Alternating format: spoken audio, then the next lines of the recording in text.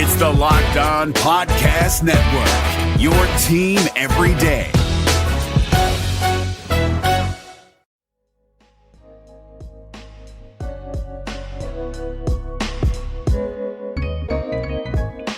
Welcome, everybody, to the Locked On Lakers podcast. I'm Anthony Irwin. I'm joined by Pete Zayas.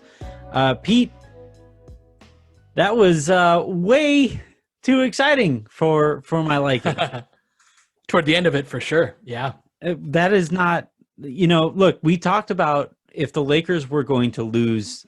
I said it in yesterday's show or the last time you and I talked. If the Lakers are going to lose to Houston, or if Houston's going to go on a giant run, it's going to be because of the things that the Lakers are doing. It's not going to be because of any kind of crazy adjustment that the Rockets are going to make, or at least a sustainable adjustment, right? They made that run with PJ Tucker sitting on the bench, but I don't think they're going to go like they aren't going to not play PJ Tucker moving forward, right? Right. So yeah, that's where we find ourselves. Even still, the Lakers just thoroughly dominated that performance. Mm-hmm. From start to almost finish, 110 to 100. Once again, holding Houston to under its averages this season. As you pointed out on Twitter, this is the third game in a row that Houston has shot at least 40% from three-point range and lost. Those are the only three such games on the season. But aside from the far too exciting bullcrap that we saw at the end of the game, I felt like this basically lived up to the conversation you and I had when we talked a couple days ago. Yeah, no, absolutely. It was, aside from, that last stretch of the game, the Lakers dominated this game. They have been able to take the Rockets completely out of what they want to do. And it's funny how much this series has followed the progression of the last one, in that we dropped game one, won game two, and then by game three in the second half, especially, you saw the Lakers kind of take their spirit. And then game four was a blowout. Now we stopped playing with like 6 or 7 minutes left, and almost, the final score is not going to be indicative of that. But the Lakers' speed, and this was the first game where JaVale sat for the whole game. Dwight sat the whole game. Started Markieff Morris. Got a little THT in there. That was awesome. But the Lakers' speed and athleticism on the perimeter have limited the Rockets to just 33 three-point attempts in this game, 30 attempts the game before. Two of their lower, 30 was the lowest, and 33 is very close as well to their lower attempts. We've been able to take the Rockets out of what they want to do, and they just don't have an answer. They don't have a plan B. This is what they do, and if they're not allowed to do it, they're not going to. They can't adjust, right? And we really saw that. We've seen that as the series has progressed, especially. Yeah, the comparison I would make is to Milwaukee, where it's been frustrating watching them not adjust because they seem to have the pieces to be able to adjust, right? Now, do you think so? Like, I don't think they have the. Yeah, I do. Well, I do. Now, I don't think they can adjust, from what they did all regular season and then just try to do something new in a postseason, in a series. Like, I think that's a big ask of any team. But if they really tried over the course of the season to play Giannis at the 5 and try to switch everything and be able to try that, Bucks. I agree with you on the Bucks. I just don't know what the Rockets can do. No, that's what I mean. So the Bucks were frustrating because I thought they could adjust. Oh, I see what you're saying. The Rockets cannot. There's personnel wise, there just isn't really anything they can do. Yeah, unless you really believe in Tyson Chandler. But even then, it's not just that they're small. Like, if you're small, you better. Like, they're small, but they don't dominate with their ball handling. They don't have an excess of ball handling because it's two guys that are really responsible for that. Eric Gordon can handle it a bit, Austin Rivers, right? But they don't have some abundance of guys who can really handle the ball. So that's something that if you're small, you should have guys. Like, there are too many guys in that team, and just the whole approach and construction of them, that their job is to do like one or two things. And in the playoffs, like when you're playing one team, the novelty factor wears off more and more. We were confused by Houston in game one. We're not confused by them at all anymore. We've solved that problem, and they don't have the skill sets to be able to progress to the, well, you're taking this away in ways that other teams cannot, right? You're taking this away, so this is plan B, plan C, because just the players are too one-dimensional in a lot of respects on the offensive end to counter what it is we're doing. What it kind of reminds me of is, you ever watch Mater Dei play? Mm-hmm. The high school down there, and how like they, for a team, for a high school that is as storied as it is, kind of surprising that they haven't really produced very many like legitimate pros. Like Stanley Johnson is like, he's in the NBA right now, but he hasn't quite lived up to his billing. And like what I kind of attribute it to is that their coach, I think it's McKnight, Gary McKnight, I think it is. He's very, you have to do this, and our point guard does this, and our shooting guard does this, and our small forward does this, and our power forward does this, and our center does this. We're very regimented, and there's no flexibility on that. And what that leads to, is and it's fine in high school basketball, because they get so much talent that it doesn't really matter, But I kind of feel like they're doing a disservice to those players moving forward with that approach. Unfortunately, like, you have AAU and you spend enough time away from McKnight that you can still kind of work on your game and hopefully be able to develop after high school. But here with the Rockets, it's the same kind of thing where, all right, either Harden is going to create this play, or Westbrook is going to create this play. And if Austin Rivers is going to be asked to create, it's going to be with 7 seconds left on the shot clock. And by the way, when Austin Rivers is going to be trying to create, don't expect James Harden to be at all involved in the play, because he's going to be standing up there at half court. That, to me, that's part of why versatility. Right? Like, you can't go from the highest scoring player in the NBA in one circumstance to being not just mostly useless, unable, but mostly uninterested, right? Yeah. It's not even just like, it's like, try, like go try to work off of the ball. That's part of the, they're trapping you and they're taking away, right? Like, their whole approach is like, oh, okay, they've taken this away. Well, I guess we can't do nothing about it, right? Like, that's part of basketball, is being able to adapt and attack in different ways. Versatility is so underrated, and we've seen that with this Lakers team, where this Lakers team can be different versions of itself. Like, they're not going out of their personality in this series to play AD at the 5 all the time. They're a little bit with having Morris at the 5, right? But that speaks to Morris has been a good small ball center. Like, he's not a great player, but he's been a solid dude well before this time. For like 5 minutes. Lakers, right?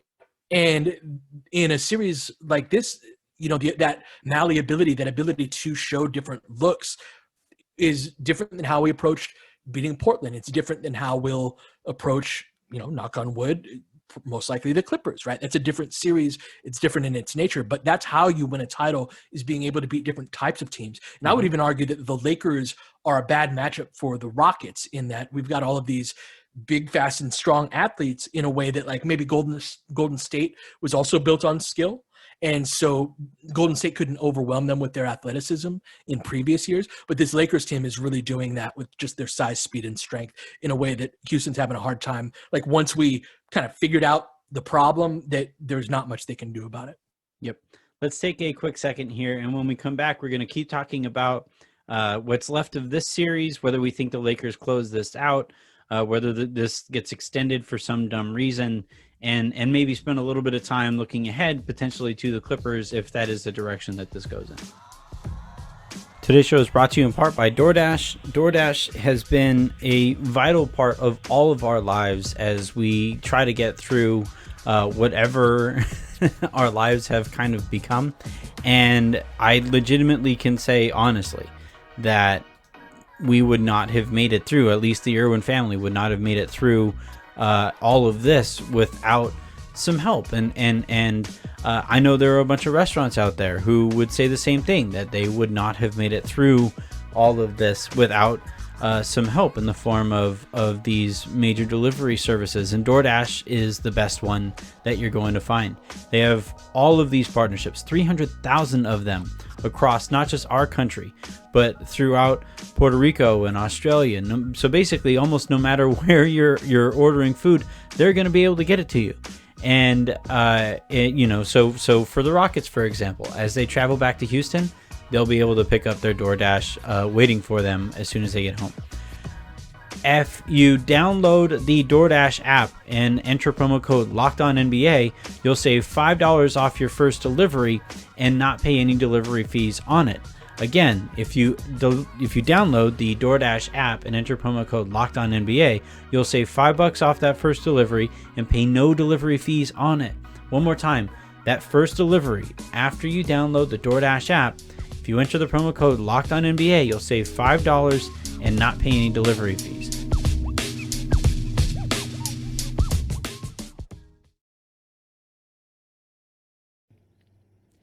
Hey, it's Noah Kozlov from Rejecting the Screen. The Matrix, Shawn Marion, the poster child for small ball basketball, joined Adam Stanko and me to reveal that at first, he wasn't exactly on board with what Mike D'Antoni was thinking in Phoenix.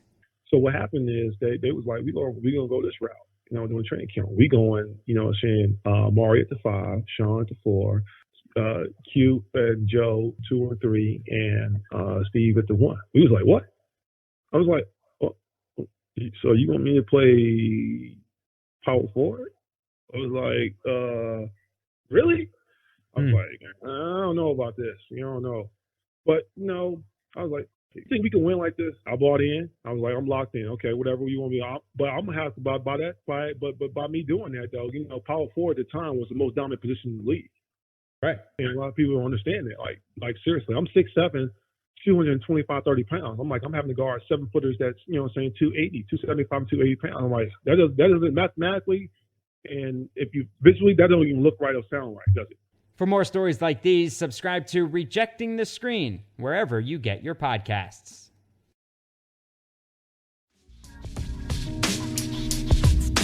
Just really quickly, because it legitimately pisses me off watching James Harden play. And it's not just the fouling stuff, which bothers me in and of itself, but checking out as much as he checks out on offense, when you are considered this like extraordinary, almost not before seen offensive player, spending so much time not being involved. Like Warriors fans and Warriors Twitter especially likes to mock the amount of time that Steph Curry spends running off of screens in the half court and doing all those things, and how, Kerr over relies on that sometimes, especially when Kevin Durant was there, when you could just run Kevin Durant and Steph Curry pick and rolls, and that's just unbeatable, right? Or Steph Curry and Draymond Green pick and rolls, and you have Draymond in the short roll, and the options that he has at his disposal, given that Kevin Durant is probably in the weak side corner and Clay is in the strong side corner. There's just nothing you can really do there. And yet they still ran Steph Curry off of all these screens, and they had him cutting, and they had him doing all of these different things. And I watched James Harden, and it's just like it legitimately offends me when there's a comparison made to Kobe. It legitimately offends me where I say, you must have never seen Kobe Bryant play. Like, or if you watched Kobe, you only watched him when he had the ball and paid no attention to him any other times during the game.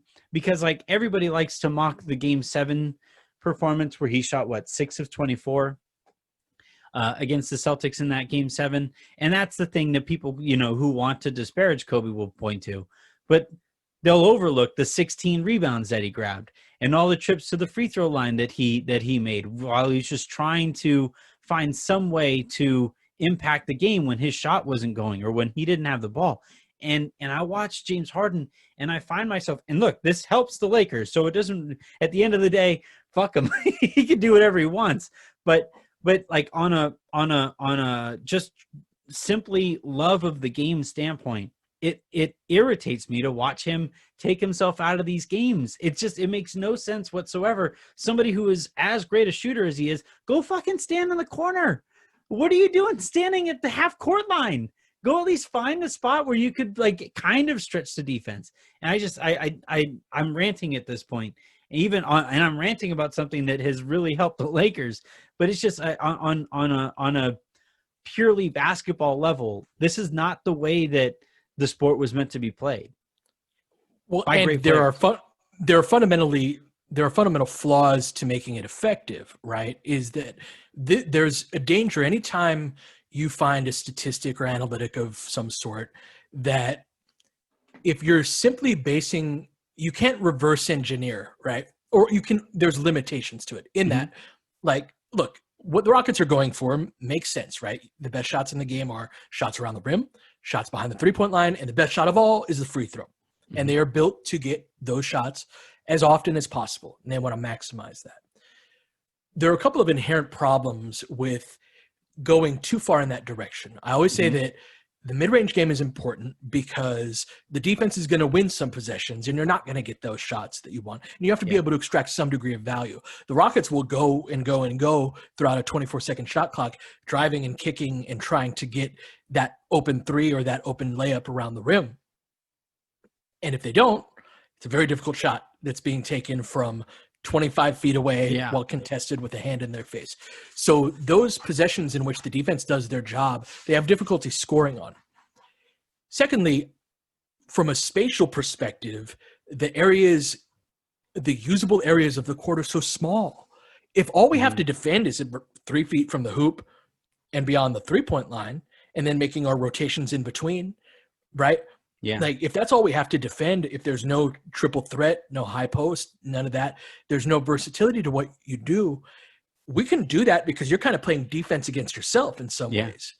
You're just asking our big and fast athletes to cover less space than you're asking, than we have to defend against anybody else. It was always going to go this way when that's what you're doing against bigger, stronger, faster athletes, right? It's one thing when it's JaVale and Dwight, like there's a tipping point where those guys aren't fast enough, but we have LeBron James and Anthony Davis, right? And then it's Markieff Morris and Kyle Kuzma. These guys are not spectacular athletes, but when you've got elite athleticism and then like, oh, hey, those guys are pretty big on top of that and good athletes at least, especially in Kuz's case, right? That you're asking us, all we have to do is cover 3 feet around the rim and then behind the 3-point line, and you're going to defend yourself in the other areas. It's just like you can get a lot of wins, and you can kind of, to me, it's like kind of gaming the system a little bit. In that, but when a team is focused on you, the novelty starts to wear off, and then it really starts to expose just, I think, the fundamental flaws in the approach.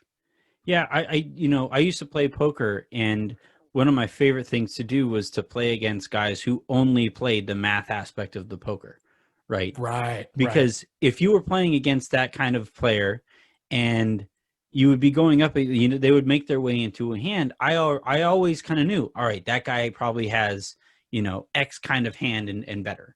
And if you get a certain kind of flop, if it's a junk flop, I never have to worry about that guy catching something stupid because he's in a hand that mathematically you should be in, right? And every so often I would mix in, just hop into a flop, see a flop, and try to stumble into catching something that I have no business catching, but only because the guys that I'm going or the people I'm playing against don't anticipate that because of their own closed-minded way of playing the game. And I watched Houston, and they're that now. Granted, they're very smart, the players who played that way, understanding how to do that math. Like part of my thing was I didn't really know how to do the math of poker and do on the fly, do all the statistics that you need to be able to do said math. But even still, they're dumbing themselves down by limiting the ways that they can possibly beat me in those hands. And I watch Houston, it's just like one of the toughest things to defend. If I go out to the 3-point line and I run a player off of the 3-point line, and that player just takes a dribble in and takes a mid-range jumper, there's very little the defense can do about that. There's almost nothing the defense can do about that. If it's a good mid-range jump shooter and they're basically shooting an open jumper there. But there is time, however, for a defense to recover if that player is only interested in getting to the rim, in part because we know that the entire point, we know they aren't going to take that jumper. So I can just sprint to the rim and try to meet them there and be able to get some kind of a contest up. So it just, yeah, the like you said, I think it's a good way of putting it. You can't game the system, because eventually the system is going to jump right up, and a team that's talented enough is going to catch you. Especially when that team gets to focus on just you. Yeah. And they're going to win a lot of games. I'm sure other teams are going to adopt their approach, but it's got a ceiling on it. There are things to be learned from them, right? They're going to be influential, but this series is really showing that basketball is more than an equation, and that there are, and maybe basketball, I suppose everything is an equation. Basketball is a much more complex equation than all of the factors that get put into this approach. And when you go to the finished product and say we're going to achieve the finished product without understanding how the finished product is achieved along the way, the steps along the way to, like, that they couldn't see that our size, I mean, maybe they could, but there's nothing they could do about it, right? Yeah, but like our size and athleticism was always going to be, and our speed on the perimeter was always going to chase them off the 3-point line. The 30 attempts, lowest of the since they traded Capella from 3-point range 2 games ago, 33 3-point attempts. They've shot 40% the last 3 games, and they ain't won a single one of those. They were 16-0 on games where they shot 40%. And they're only a couple runs away from being blown out of 2 of them. That's right. They were plus 15 from the free throw line too. They were plus 15 from 3. They were plus 15 from the 3-point line. The Rockets were plus 30 in those 2 stats, and we whooped them, right? Because they started to crumble in other places, and they're not able to get those 50 to 60 3-point shot attempts against us the way they are against everybody else. And that was always going to be the case. Yep. Let's take a quick second here. We got to give credit to Frank Vogel for his tweak in the starting lineup. I didn't anticipate that because the Lakers had been winning. So I think we got to give some credit there. And then if there's time, we'll look ahead and, see what things might look like should the Clippers and Lakers both take care of their business over the weekend.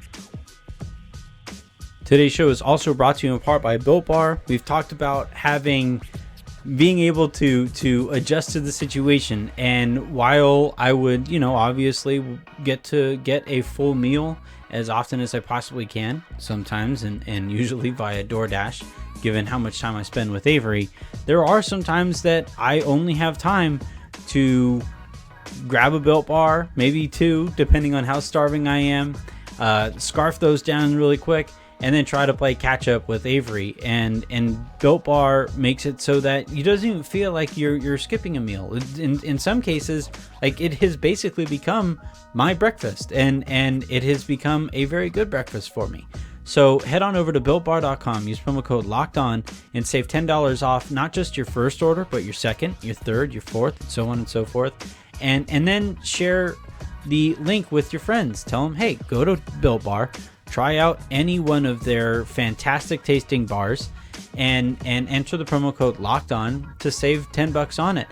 However many times you hop onto the site and you buy those bars. One more time, that is BuiltBar.com. Use promo code Locked On to save $10 off your first, your second, your third, your fourth. However many orders you put in, enter that promo code Locked On and enjoy Built Bars.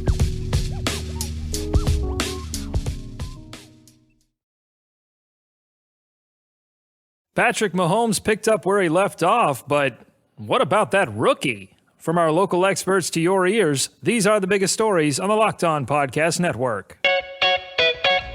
The Kansas City Chiefs opened up the NFL season in front of fans and with a win over the Houston Texans 34-20.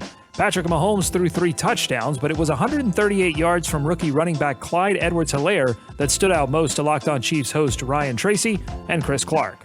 Clyde is going to be a very fun player to watch, and if they can get the running game going inside the 5-yard line, then this offense is going to be near unstoppable. And I just want to say this to everyone involved in the Chiefs organization that has to maintain the turf at Arrowhead. I'm sorry, because Clyde's going to put his foot through the vast majority of it. That cut looked like it hurt. The ground. I'm not talking about the guy he shook out of his shoes. Meanwhile, in the NBA, the Lakers dominated the Rockets to take a 3-1 series lead Friday night. It's Celtics and Raptors Game 7. Check out Locked On Celtics and Raptors for previews and recaps. Local experts on the biggest stories. It's the Locked On Podcast Network, your team every day.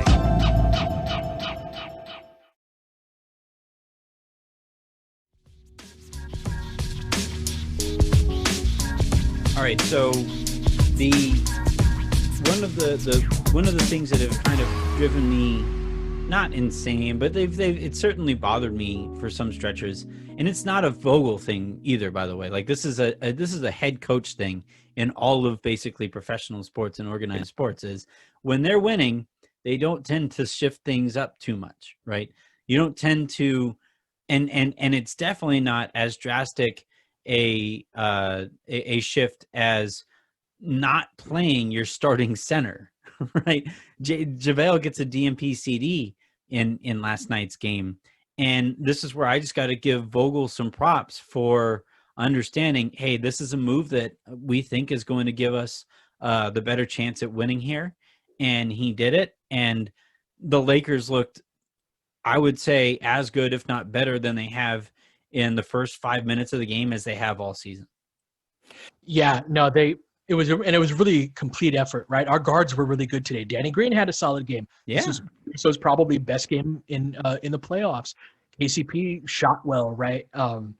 It was something where everybody contributed. Rondo was solid. I don't think he was as good as as he was the last two games, but he hit some big shots. He was rebounding like a madman, right? He had 10 boards in this game. He had a it was huge a really offensive rebound when the Lakers were kind of free falling in the fourth. reeling.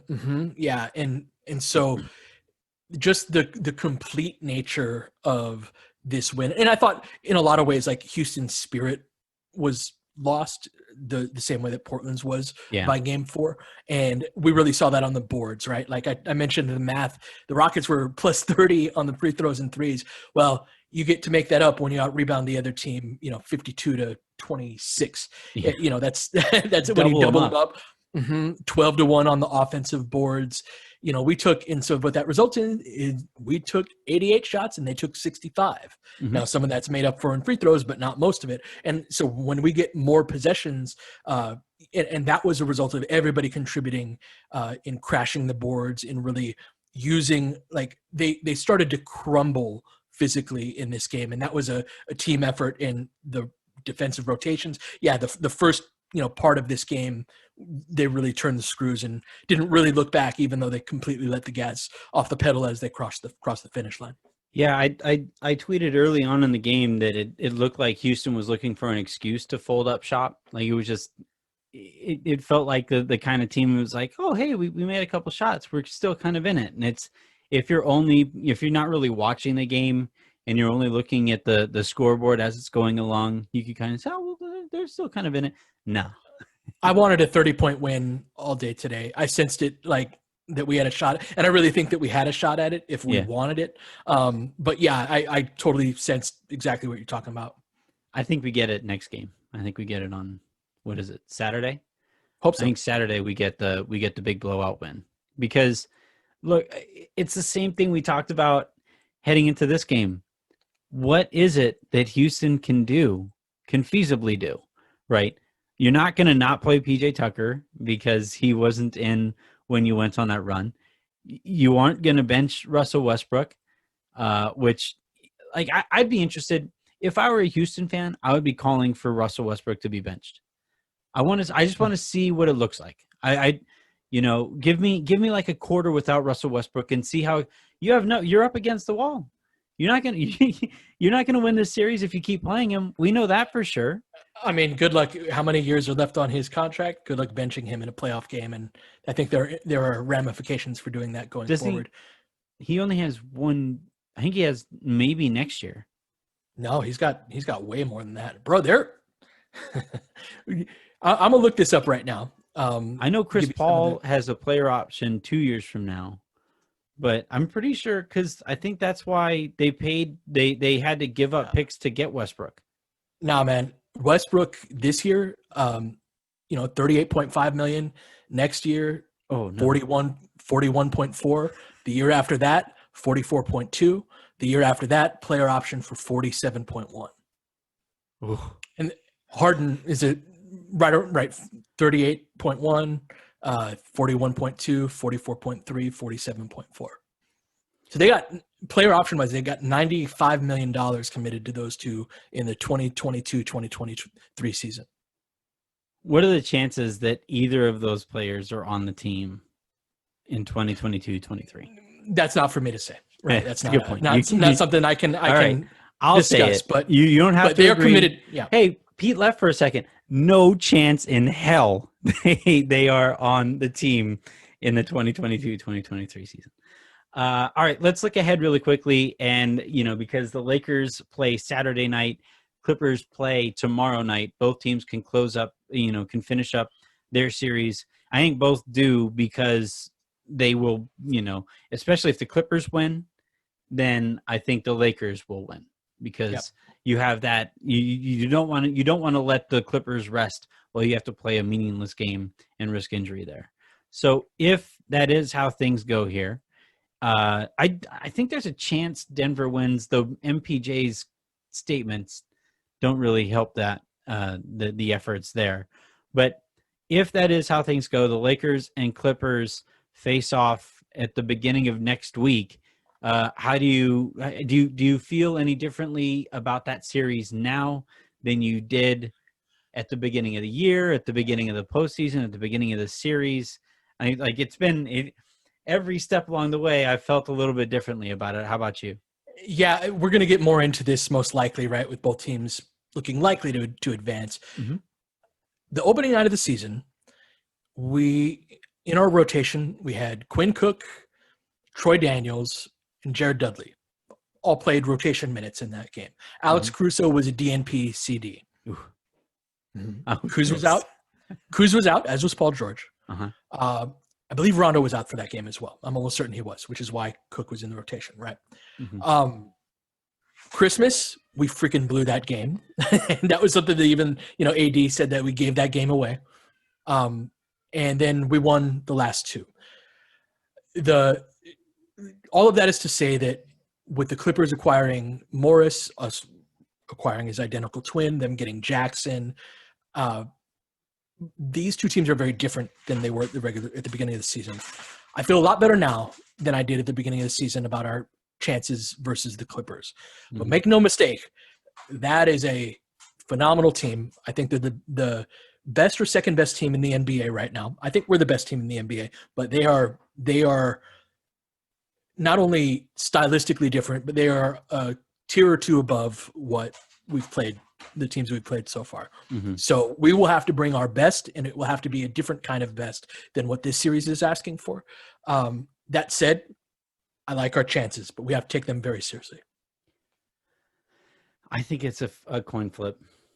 I've always kind of thought, I think at the beginning of the season, I think I might have, if they were to play 100 times, I'd like to go back and listen to the conversation we had with Justin. Russo.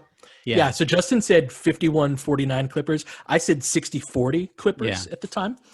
The Lakers have gotten better over the course of the year. Their roster, they really improved their roster. Yeah. And Caruso becoming a big part of the rotation, and just kind of this Lakers team has improved to the point where I think I'd say 55-45 Lakers. So near coin flip, but slight favorite for the Lakers.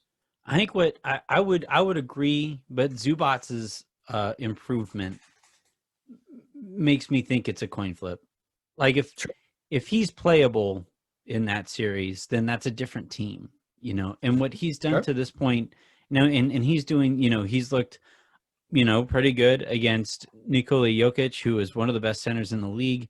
Played against, who they play against in the first series? That was Dallas, right?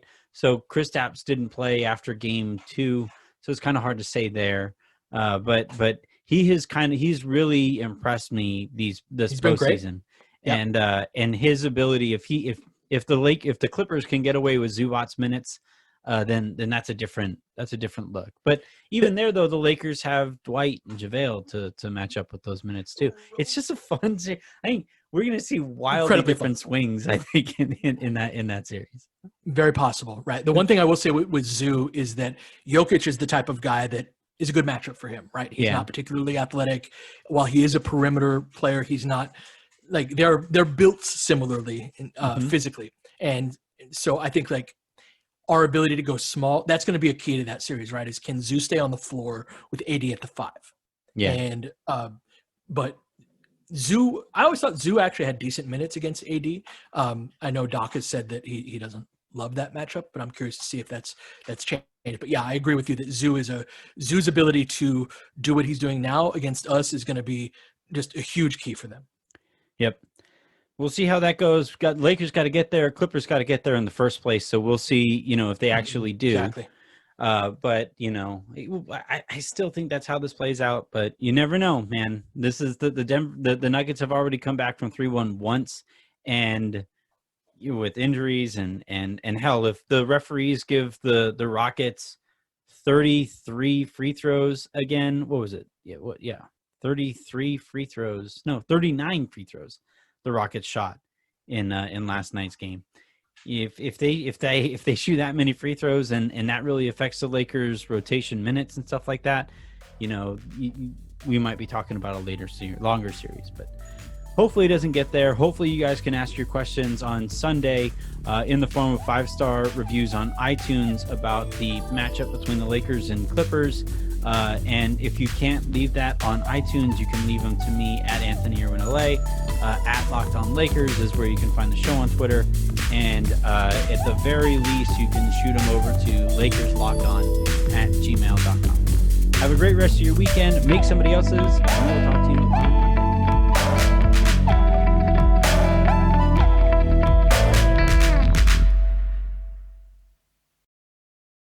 Rejecting the Screen has been retweeted by Kobe, Dame Lillard, and Vince Carter, so it's fair to say you should give it a shot. I'm Noah Kozlov. And I'm Adam Stanko.